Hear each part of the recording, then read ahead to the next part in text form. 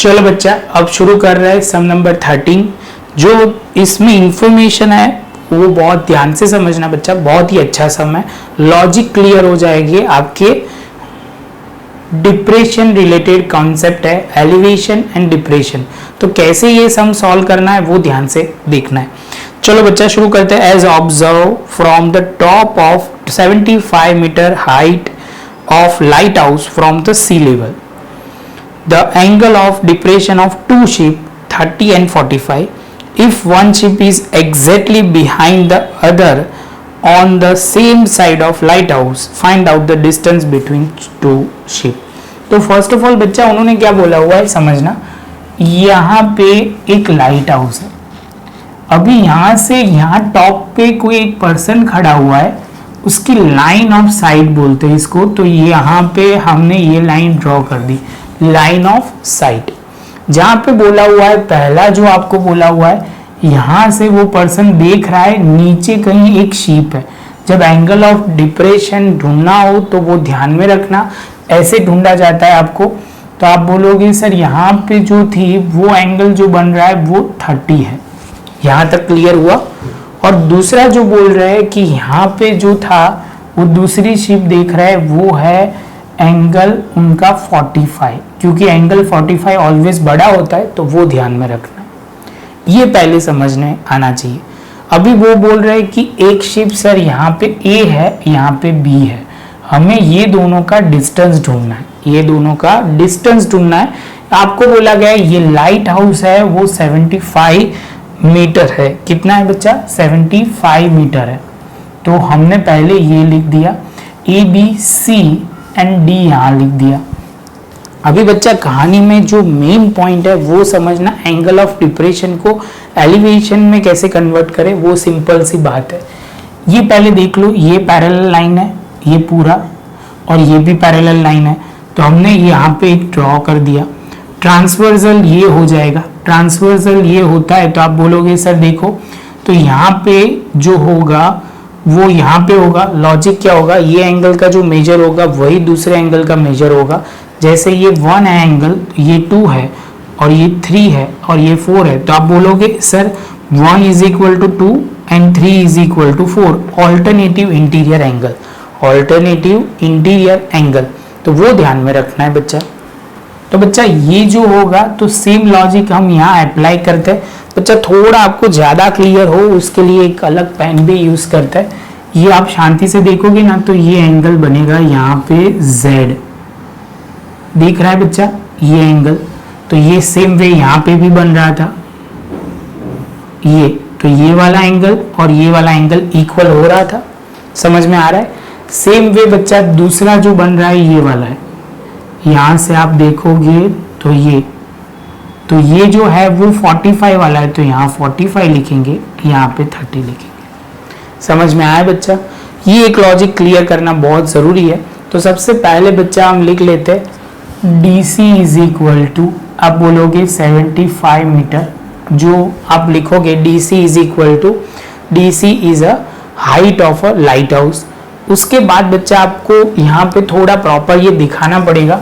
यहाँ पे सपोज हम ले लेते हैं ABCDE, तो ये जो एंगल कैसे हमने लिया वो लिखना पड़ेगा। तो यहाँ लिखेंगे एंगल EDA, EDA वो किसके एंगल की इक्वल होगा? DAC। तो यहाँ पे लिख देंगे DAC और वो हो जाएगा 30। सेम वे दूसरा एंगल जो बनेगा EDB,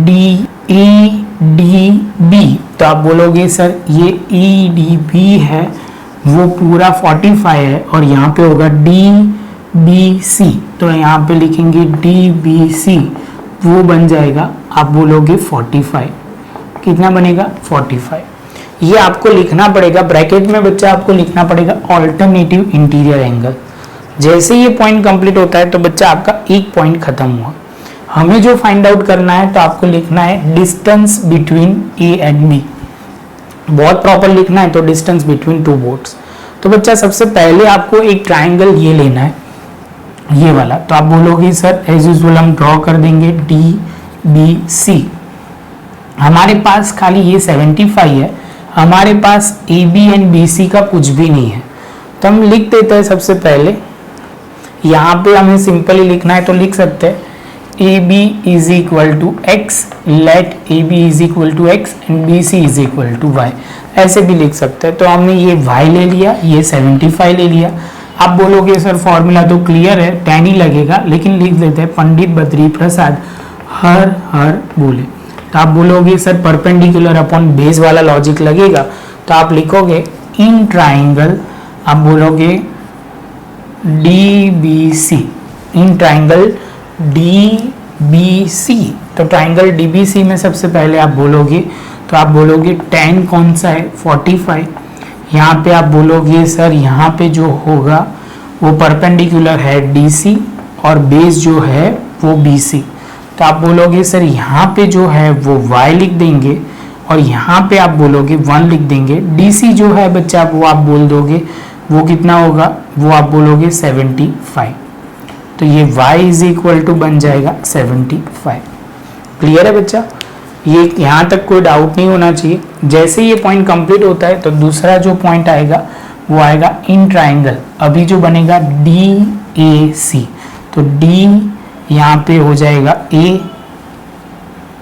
एंड C, ये तो वही का वही रहेगा। तो यहाँ पे शुरू करते हैं DAC। तो आप बोलोगे सर tan 30 को परपेंडिकुलर अपॉन बेस, तो परपेंडिकुलर अपॉन बेस जो वाला होगा कंसेप्ट तो वही होगा। आप बोलोगे सर यहाँ पे DC आएगा और बेस जो होगा वो AC है। तो आप बोलोगे सर यहाँ पे tan 30 की वैल्यू होगी, तो बच्चा DC जो आप बोलोगे वो 75 है, AC जो होगा वो आप बोलोगे AB प्लस CB होगा, BC बोलो तो भी चलेगा। यहाँ पे आप बोलोगे 1/3 75। आप बोलोगे सर यहाँ पे BC is equal to y है और y हमें 75 पता है, तो यहाँ पे हम लिखेंगे x प्लस 75। क्लियर है बच्चा, आगे चलते हैं। तो ये थोड़ा हम प्रॉपर लिख देते हैं, ये क्रॉस मल्टीप्लिकेशन होगा ऐसे। तो आप बोलोगे x प्लस 75 और यहाँ पे 75 इंटू √3। तो अभी इसको हम प्रॉपर लिख देते हैं, x is equal to 75 into √3 minus 75। तो आप बोलोगे x is equal to sir हो जाएगा 75 और ब्रैकेट में यहाँ पे आप बोलोगे बच्चा, यहाँ पे हमने जो कंसेप्ट में थोड़ा आगे पीछे कर दिया है, तो इसको हम ले लेते हैं AB की जगह, BC की जगह हम ले लेंगे y और यहाँ पे x। तो ये आपको इजी रहेगा तो समझने में, क्योंकि AB हमें जो ढूंढना था ये AB हमें मिल जाएगा, जो distance between two ship A and B। तो बच्चा ये कंसेप्ट तो बहुत सिंपल है, खाली ध्यान इतना रखना पड़ेगा कि यहाँ सर ने खाली जो BC जो था उसकी जगह हमने y लिया हुआ है, BC मतलब ये वाला, और बाद में हमने ये वाला ढूंढा हुआ है। तो आप बोलोगे sir distance between two ship is equal to 75 bracket √3 minus 1। इसके साथ बच्चा हमारा ये सम खत्म हुआ, प्रॉपर नोटबुक में लिख लो। मिलते हैं नेक्स्ट लेक्चर में नए एक सम के साथ।